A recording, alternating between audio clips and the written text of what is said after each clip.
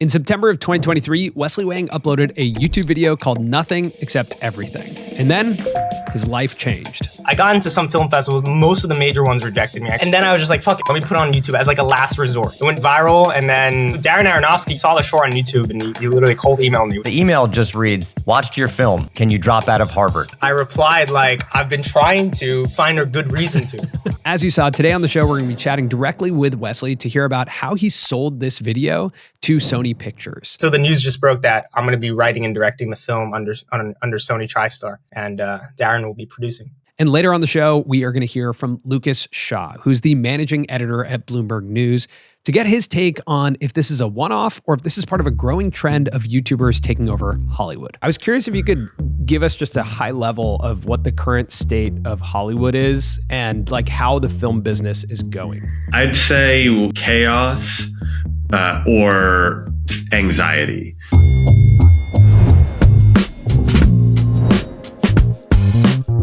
So before we talk about why this video blew up on YouTube and speak directly to Wesley, I want to thank the sponsor of today's episode, Biosites. Biosites is a link in bio tool from Squarespace. And because Biosites is part of the Squarespace family, it's a very easy to use and very premium way to put all of your work together in a singular page that fits in a link in bio. It was incredibly easy to design our bio site. All I had to do was upload an image, and it actually generated a color theme based off of that image.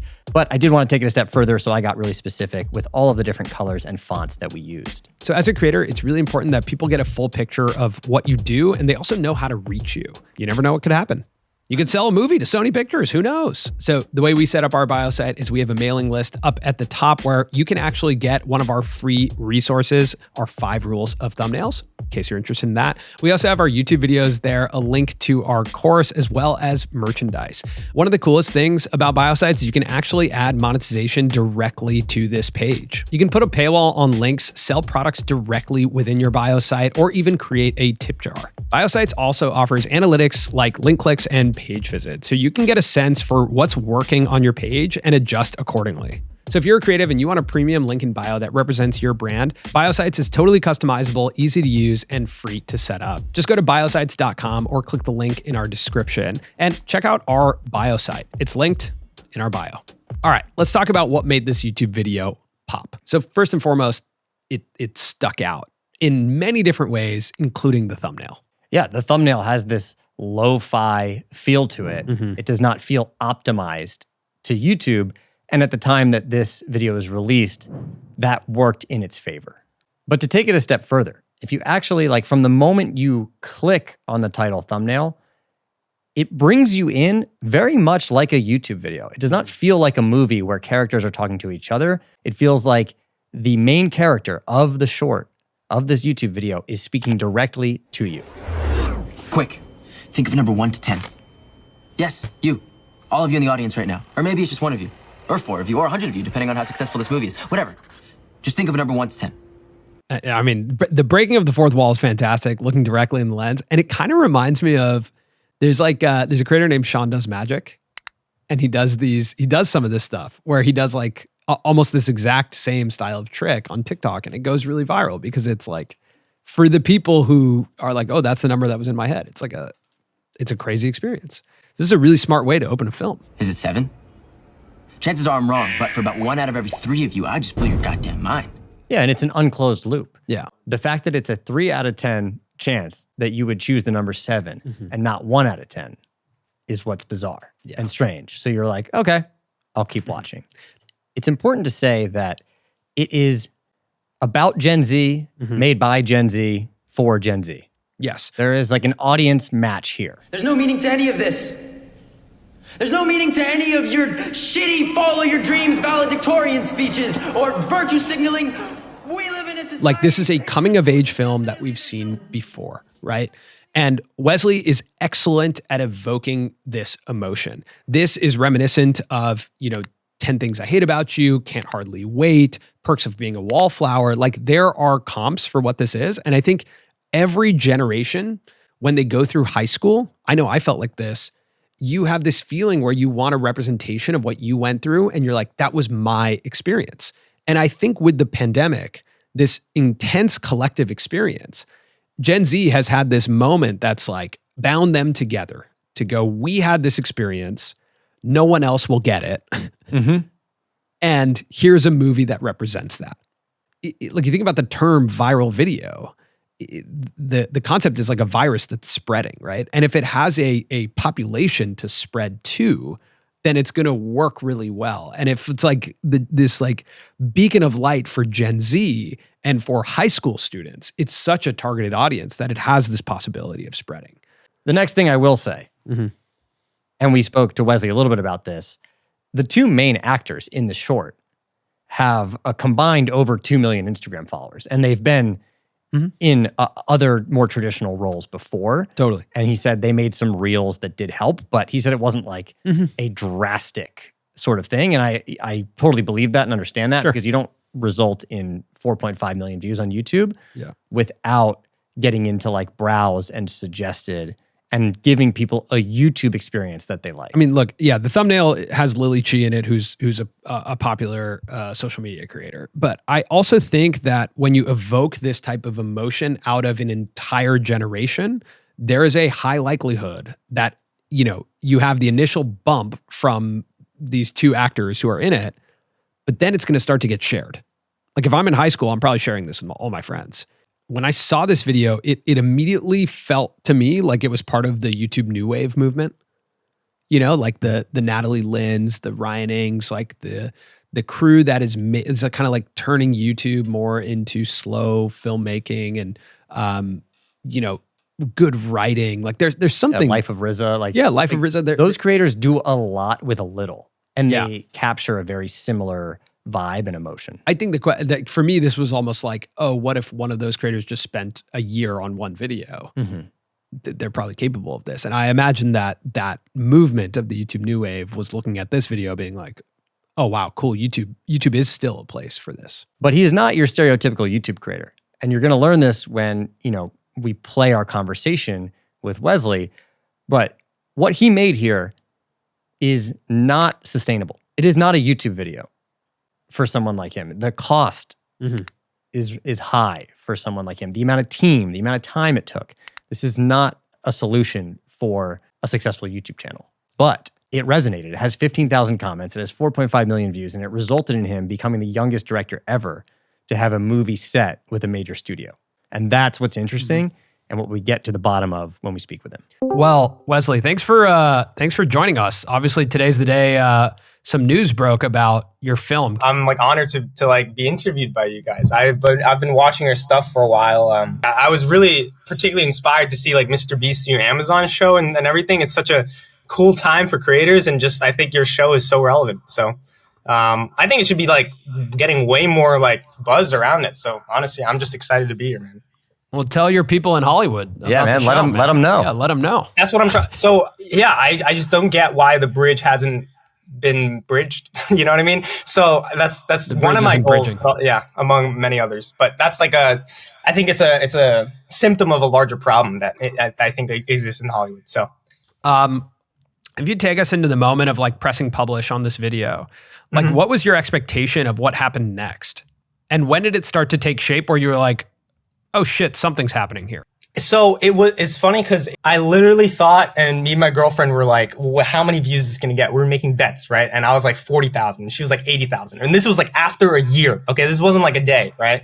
And it turns out it got like 40,000 in a day. And then once that happened, then I knew things were changing. Then people started like emailing me and DMing me, like people from Lionsgate, from like, UTA. And so it was pretty wild at that point. But the same people that I was sending this film out to, I was submitting it around and to producers, but no one would take it. And so, but after the film blew up on YouTube, everyone started coming back. And so that's another interesting thing, I guess. When they see the numbers, it's almost like a priming, like there's some kind of psychological validation that they're like, okay, this film might be worth it, to watch. Yeah, I remember when that video hit. It's funny because it was so different that it got shared so much, and it was almost like this. It's like this moment in time right now on YouTube where when someone puts that much effort into something, but it's not optimized for YouTube, there's inherent curiosity, right? Like it's almost like this art of filmmaking on the internet has been lost and is starting to come back. Because like I'll say that like when we first started on YouTube 12, 13 years ago, like our desire was to to get the deal that you just got, right? But when we first started making on YouTube, no one took us seriously. Like anything uploaded to YouTube could not actually become a Hollywood film. Yeah. And it's fascinating to me that we're now at this point in time where like that is something that can happen. That's pretty crazy. Yeah, people, I've here now, like I have a bunch of general meetings and, luckily because of this film, and like everyone's telling me like they're on Reddit, searching for even some short stories, like this IP that they can just buy, like this, like literally just 500 words that they'll pay like $1 million for. It's ridiculous. But I think it's not ridiculous. That's what I guess what I was going to say. I think it's actually like a good move and smart move. It's just reflecting what people want to see more. Look, at the end of the day, a lot of these studios are trying to attract people on the internet, like whether it's going to Netflix or Max or something, like everyone is making videos for the internet. They're at varying lengths, varying complexities, and varying budgets. But at the end of the day, right now, most people are making videos for the internet. I'm curious about some of those conversations with studios and like what it was like to be in those pitch meetings. Like what was important to them? What wasn't important to them? Like how did you feel as a storyteller in those meetings? Yeah, those pitch meetings were really the crux of like everything. I would prepare in the mirror for like hours before.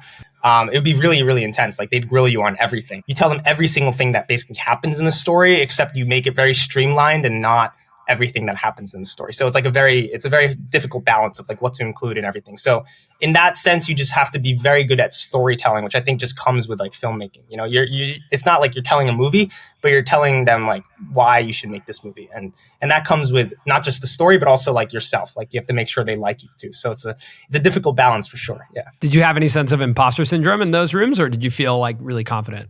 I think I've had such a hot streak that I'm just like, okay, I think I could do this. But maybe that comes off as super arrogant. But no, I love think, that. Yeah.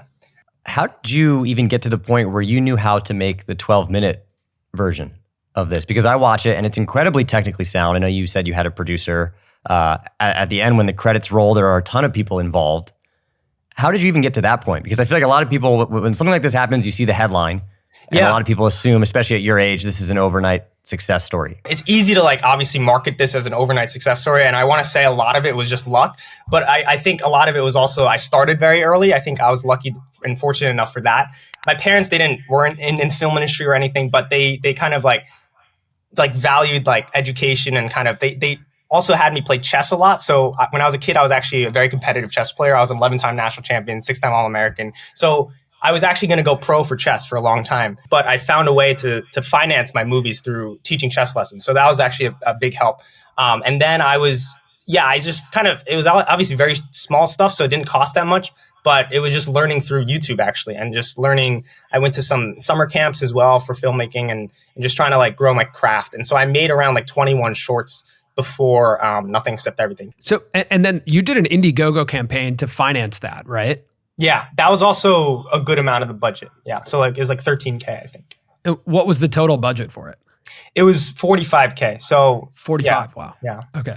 Which is so like part of it came from Indiegogo. Where did the other part come from?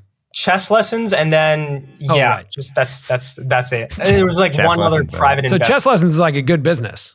Yes, it's very profitable in like Long Island. There's a ton of kids that like want to play chess, and they're like. Yeah. So I feel like also from a storytelling perspective, like when you're pitching a film or when a filmmaker like yourself, like there's probably a lot of there's a lot also to you being the youngest. Like to be able to have that story is really cool. Mm-hmm. Yeah. And then to have the inertia of like I raised money on Indiegogo for this, and then I put out the YouTube video, and then like to have people follow along with the story is also really, really cool. And I think if I think about like the modernization of Hollywood, so much of it happens behind closed doors and like through press releases. Mm-hmm. I think we're probably going to witness more of it now. Like we're going to see more transparency in how a movie comes together. And I think all of us as audience members on the internet, we want to know the story and we want to be a part of the story. Mm-hmm. And when this movie comes out, we're all going to feel a sense of ownership. And I think that's what's really cool. It's like, hey, that was one of ours. Like that's one of our guys. And he made this movie. That's a really, really good point. Powerful. That's a really good point. Cool. What advice do you have for young filmmakers or YouTube creators who want something like this to happen to them? One of the things you said is like confidence, right? I think it's such a big thing. Like I think it compounds. Once you have one success, you get more confidence, and confidence helps you get your next success. because a lot of film is pitching it. So if you can pitch it confidently and people think you have things rolled up in your sleeve, then they're going to invest in you. So yeah, fake it till you make it. I would assume with confidence too, that relationships comes with that, right? Like you go into projects with confidence, you make enough projects over enough amount of time, and you start to build those relationships with the people that I'm sure eventually made that short with you. Exactly. Right? Like it's not like you met all those people for the first time when you shot that short and put it together. Exactly. It's like, it's also ignorance in a way. I wrote out an article about this. It was actually my Common App for Harvard. It was a very personal kind of thing. But I think Orson Welles was once asked how he directed Citizen Kane. He said, ignorance, pure ignorance. I did it because I didn't know it was impossible. Like he broke the rules because he didn't know the rules, you know? So it was a thing of like, I think if you go, because I used to make films and think my film's going to be here in quality, right? And then it ends up being here. And I'm like, okay, fine. My next film will be here. And then only then my film quality actually gets here. So that's the only way I think you could improve. Because if you don't think your film's going to succeed, then like, why make it? And even if it falls short, then think you're going to go further next. And so a lot of it is just ignorance. Yeah. As we were getting onto the call, you were talking about this sort of convergence of Hollywood and YouTube, Hollywood and digital. What's your perspective on that convergence between those two worlds as someone who's actively right now kind of a part of that? That's a really good question. I've been thinking about it a lot. And in terms of how it's actually going to go down, it's very hard to say. But I know for a fact, like the strikes and AI and COVID, they're all like symptoms of like the same kind of problem, I think, of just like film and TV don't have a monopoly on leisure as they did before. So I'd say because like Instagram and TikTok and YouTube have taken a large cut of that pie. So I think there's going to be some kind of, we're on the precipice of something big in the next few years, I think, for Hollywood. Dude, it's awesome. Like you're living out a fantasy that I think a lot of filmmakers have. That's another thing I want to like say. Like I'm really grateful to be in this position. Like I don't want to act like I know a lot more than you guys, because I'm sure you guys are like saying like I feel the same way. Like I don't think anything I'm saying is revolutionary at all. So, but yeah, I appreciate you guys and giving me this platform and this opportunity. All right, I want to acknowledge if I came off as jealous at any point in that conversation, it's because I am. Yeah. No, Yeah. That's all. Yeah, the amount of times that day you told everyone that you too had Hollywood dreams. Yeah, I was like, listen, I mean, you're going to hear it again when we talk to Lucas. So let's just tee up the Lucas conversation because you're going to hear it again.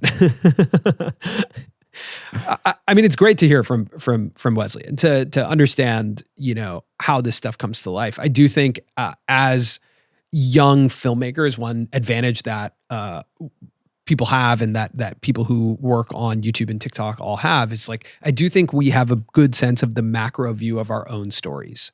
That's been a new development that's happened with filmmakers and creators that, you know, Wesley is aware of his own story when he's walking in the room and pitching this movie.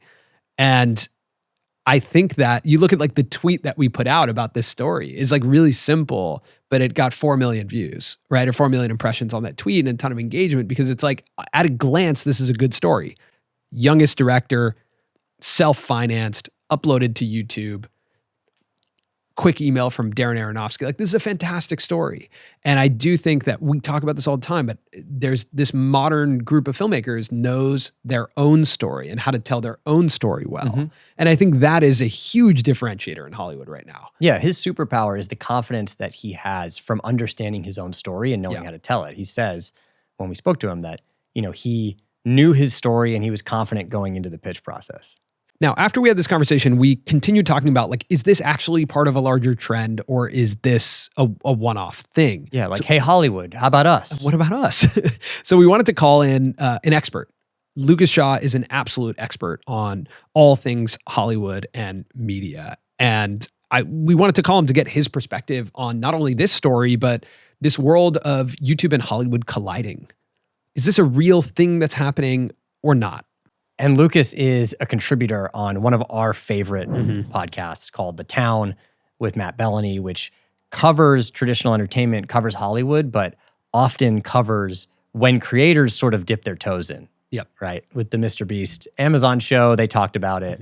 And so he's just someone that we've admired and we're excited to have on specifically to talk about this. All right, Lucas, welcome. Welcome to the show.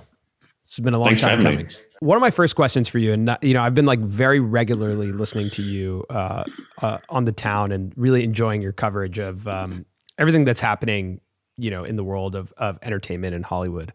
I was curious if you could give us just a high level of what the current state of Hollywood is in the streaming landscape, and like how the film business is going. I'd say the easiest word to describe it would either be kind of chaos or just anxiety. You had this business that for a long time was very stable, mostly because of cable television, right? Like you just had cable, the number of people who paid for cable kept going up. And so it just was it was a very consistent and lucrative business. And the movie business was good, not great, right? Like I think, the movie business has sort of slowly ceded its place at the center of culture, but Marvel was this very steady factory for Disney. Disney was the biggest studio. And so the movie business, in some ways at least, sort of like peaked in 2019.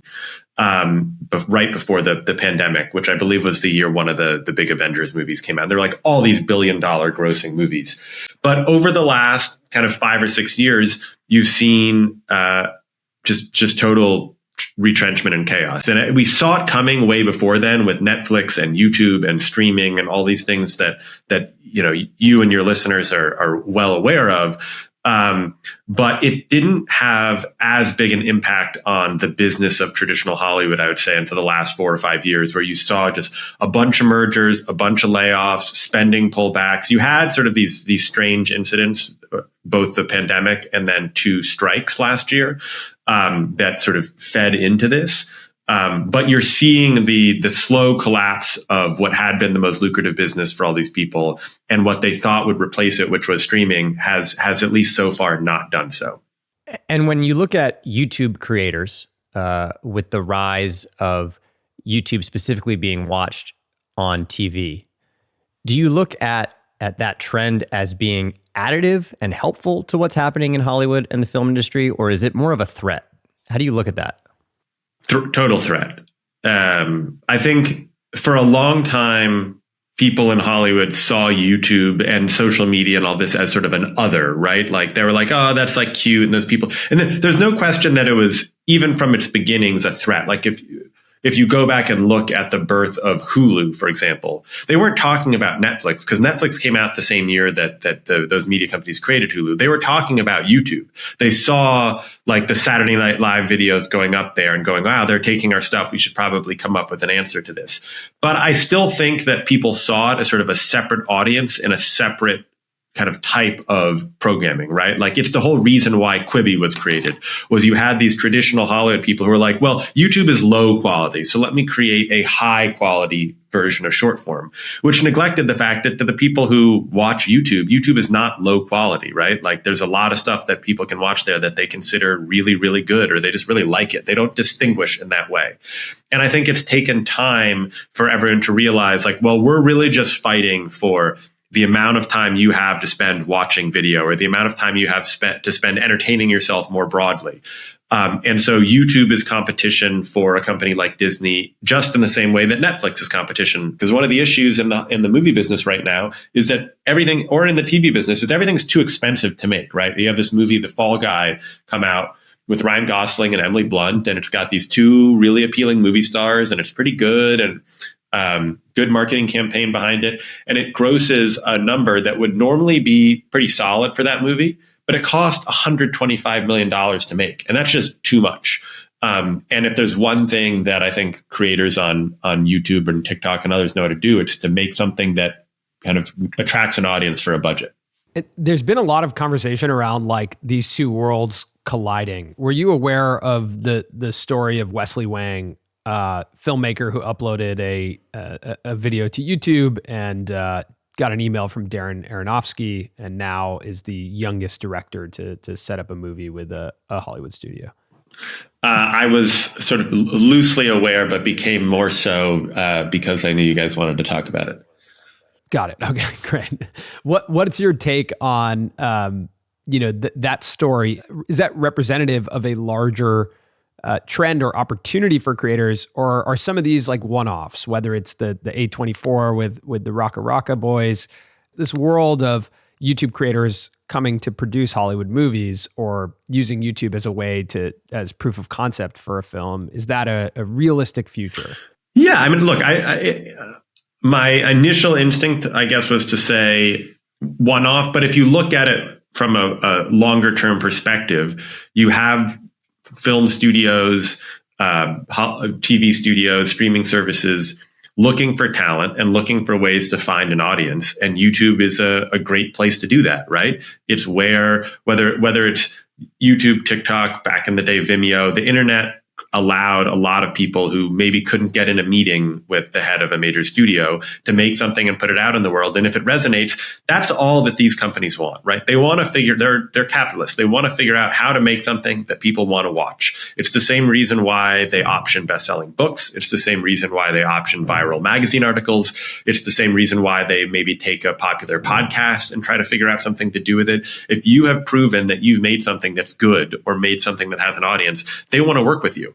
And YouTube is in a lot of ways sort of what, at least in this way, what maybe MTV was 20 years ago, right? Or 30 years ago. If you look at all the music video directors in the 90s who became celebrated filmmakers, whether it was Spike Jonze or David Fincher or Michel Gondry, you could argue it's surprising that there aren't more YouTube creators who have kind of become major filmmakers. And a lot of those early YouTubers who kind of fancy themselves directors, like they didn't cross over, I think, in the way that they thought they would.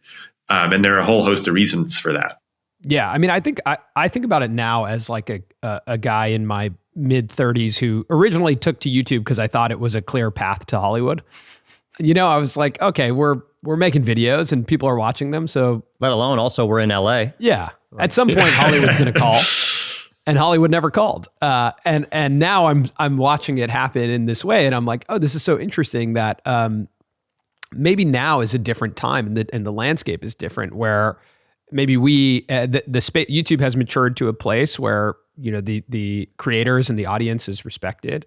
And Hollywood does have some problems now that maybe we could solve. And I was curious if you thought, you've obviously talked about price being a problem. Is distribution a problem for Hollywood, or is it just like, hey, things are too expensive to make, and now they need to make more, I guess, or less risky decisions, and it's less risky to know that there's a guaranteed audience for it?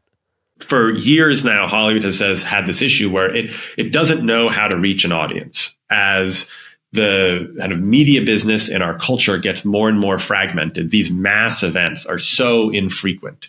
But Hollywood has always relied on creating mass events. And so they're sort of hopeful that digital talent can help them do that, because they've proven that either they have an audience or they've proven they can make things that find an audience. And so I think they have to keep trying.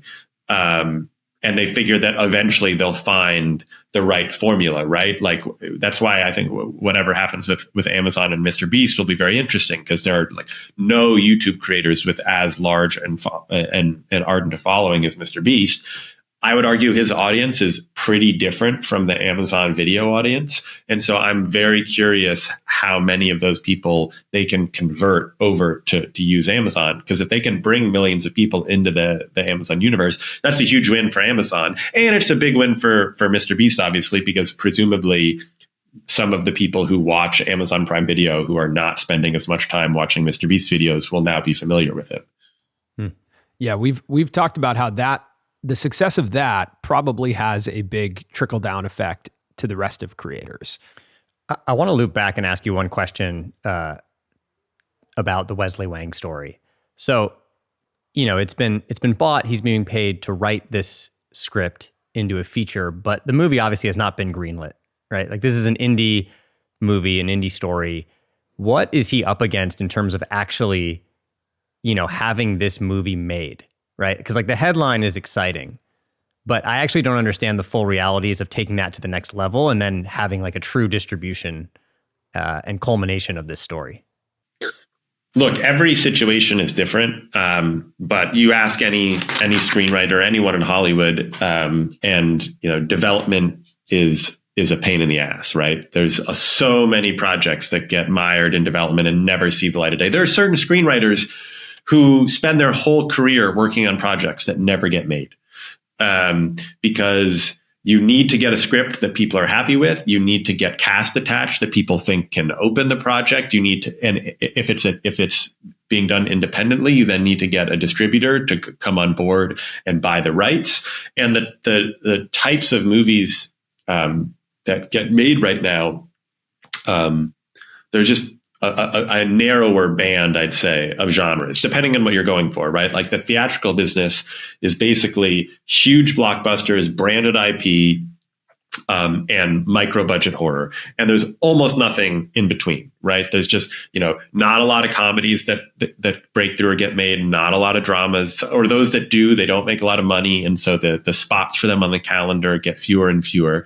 And then for a while, the outlet really was the streaming movie, because it seemed like the kind of bar was a little bit lower. I think both in terms of quality and just in terms of, they were less picky because they needed to get a bunch of stuff in.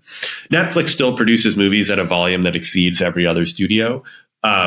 But all the streaming companies are also getting a little bit choosier. So yeah, there's not a lot of slots on the calendar in any given year. And it's possible that, we've talked about this and this movie never gets made. TriStar did buy the rights, so it does have distribution. So that is, it has cleared one of the big hurdles, but they still have to deliver a project that TriStar wants to greenlight and put in theaters. Wesley was telling us when we talked to him that in his conversations, he was finding out that not only, our YouTube videos getting optioned right now, but even like Reddit threads are starting to get optioned, and like studios are turning to the internet to find stories in very, just basically, I guess, wherever the audience is and wherever communities are. Is that something that you've heard about as well? Or does that seem fair? Yeah, I mean, I would say more broadly that the notion of IP has become more important in Hollywood than ever before. Anything that has found an audience, that can be an article, it can be a book, it can be a YouTube, it can be there was the movie that got made about like a viral Twitter thread. I'm now blanking on the movie what it was, but I just think anything like that galvanizes an audience, the studios are going to jump to, because if you talk to people who work in the movie business, the biggest concern that they have is that studios have no idea who their audience is or how to reach them. And when they have a movie that doesn't work, they're convinced it's because the studio didn't know how to get in front of people. And that ties into this loss of mass culture. It ties into the fact that a lot of these studios are run by relatively old people who may not understand how to reach young people. And so, yeah, I think you'll see more and more examples of those, because you do have studios looking for any way they can to reach people. Thank you, Lucas. You are fantastic at this. You articulate this business better than anyone that I've ever heard, and like, you are my favorite voice in this space. So, I feel like I've just been taken to school. Yeah, I appreciate it. I really appreciate that, man. It's 9:30. I know you have to go. Thank you so much, Lucas. Thanks, guys. One of the main things that stuck out to me were some of the problems that Hollywood is facing right now. Like, why is Hollywood kind of in chaos? One of the major things was things are too expensive. Like Lucas talking about Fall Guy, I thought was really, really interesting. That, the budget for that movie is $130 million. Do you know how much it made on the first weekend in the box office? $28.5 million. Wow. And after a few more days globally, $65 million. Oh my gosh. So it's going to get there, but it's too expensive to make. Now, if we contrast that with Raka Raka's film. Raka Raka's film, Talk to Me. Now, if you don't know Raka Raka, they're YouTube creators who got into the world of A24 and pitched a movie to them and were able to make one. The budget for the Raka Raka film was $4.5 million. On opening day, it made $4.2 million. Okay. And to date, it's made $92 million. Wow. So think about the margin on that. If we're living in a world of abundant content, of a ton of content out there, and people are making decisions on what movie to watch, do we have room for $130 million budget? Maybe not. And the advantage that you have with YouTube creators and people who grew up making stuff for the internet is we know how to make stuff for $0. I mean, I'll never forget when you told me before you even started the Lacrosse Network, Yeah. the first YouTube channel, you went up to YouTube and sort of pitched them the idea, and you pitched them a budget per video of $5,000 per YouTube video. Yeah. And they were like, no, we'll stop you right there. Yeah. Your budget needs to be zero. Yeah. And that was the promise of YouTube, right? It was like you sit in your bedroom and you just make videos on a webcam or whatever camera you have, and you reach millions of people. I love that. And attention is what matters. Attention is what matters. Yeah. And Lucas said it really well. Like in Hollywood, they're capitalists, right? Like these are capitalists. So when you look at big studios that want to allocate budget, they'd rather give $4.5 million to two brothers who are really good at attracting millions of people, right? Like At the end of the day, what's the more end of the important, day? production value or value to audience? So Value to audience. You can make something that has incredible production value, cost millions and millions and millions of dollars, but it doesn't matter if no one's going to watch it. So there's three things that add to this kind of amalgamation of why YouTube creators and modern filmmakers are really fit for Hollywood and why right now. The first for me is, we talked about how this didn't work early on. And I think it was because creators were positioned as talent. You look at Lily Singh, you look at Grace Helbig, like Lucas brought up, creators were talent at that time. Today, we're in a position where creators are producers and directors. You even look at Mr. Beast with the Amazon show. He's producing that show. His company's making the show. He's not just a guy in the show. And I think that's a substantial difference. Like the Rocka brothers were capable of making the movie. Wesley Wang can make the movie. He's already proven it. I would say even Amelia de Moldenberg, who's Yeah, not totally. making movies, but her production company creates these videos when she goes on a red carpet, right? Like she produces them, her production company. It's not like I'll just stand there and be the host. Totally. It matters that she does it top to bottom so that it maintains quality. Yeah, because to attract people on the internet, like we know this. If we're gonna make something, the most uncomfortable I ever am is when we go somewhere, we're talent in something, and we leave and they say, we'll send you the edit. Because I'm like, what? I don't know if you know how to make this edit. We know how to attract people on the internet. Yeah. Do you? Right? And we know how to do it with us and the things that we do and our resources. That's the same as creators today. We are production companies, not just talent. And that to me is a huge difference in this marker of time.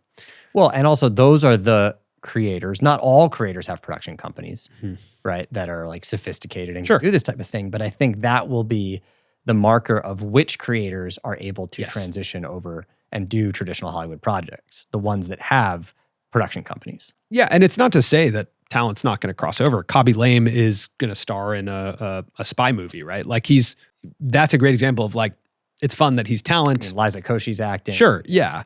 It's fun that they're talent. Jimmy Tatro. Yeah, but Real Bros of Simi Valley also got picked up, and that's the best show. Second point, built-in distribution and community.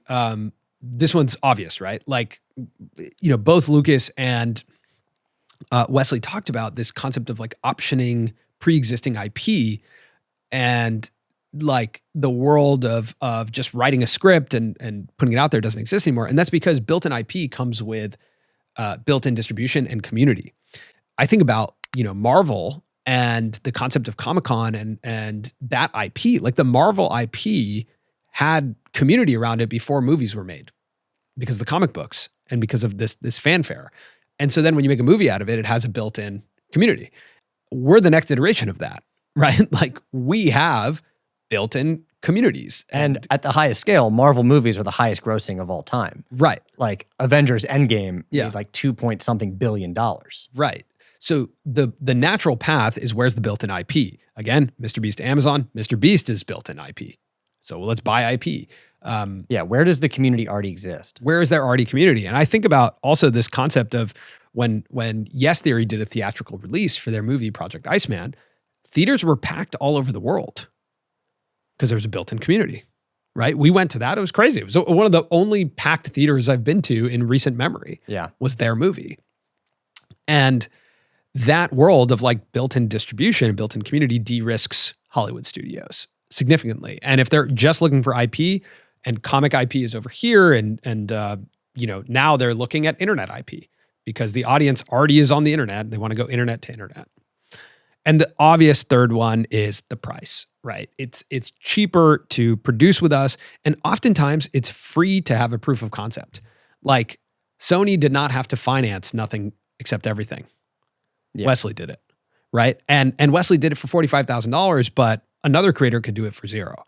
Yeah, and he was able to de-risk their investment because there's proof, right? Like he says, they weren't interested before it had 4-point-something million views on YouTube. And then people came calling, and then people came back because it's proof. I guarantee you, if that short was sitting at 10,000 views with 100 comments, even if people in Hollywood loved it, they're not taking it on the journey that it's going on right now. Yeah. Right? I mean, it's a lot more unlikely. Like, sure, there may be someone who watches it and loves it, but it's way less likely than if it doesn't have that viewership marker. So on that note of price, like I think about Kane Pixels, who's a creator who made a series of videos called The Backrooms. It started with one 9-minute video that now has 58 million views. That's being adapted into a feature film by A24. There's also a YouTube film critic, Chris Stuckman, who raised $1.3 million for his feature film, Shelby Oaks. Like, not only can we make it for cheap, but creators can also fundraise because of the built-in community. And so it's a really compelling path right now to help solve some of the problems that exist in Hollywood. The biggest question is how many creators actually want to do that? And is this next crop of young creators, do they want to do that? Do they want to make feature-length stuff? Or is the aspiration going to live with short-form, regular, repeatable formats? I mean, I can only speak for ourselves that there is still something interesting about Hollywood and traditional entertainment, right? I think there are, of course, there are creators who say, I only want to do YouTube. But the longer you're in YouTube, the more interesting it is to do something maybe a little different. Man, the next 4 and 5 years are going to be so interesting.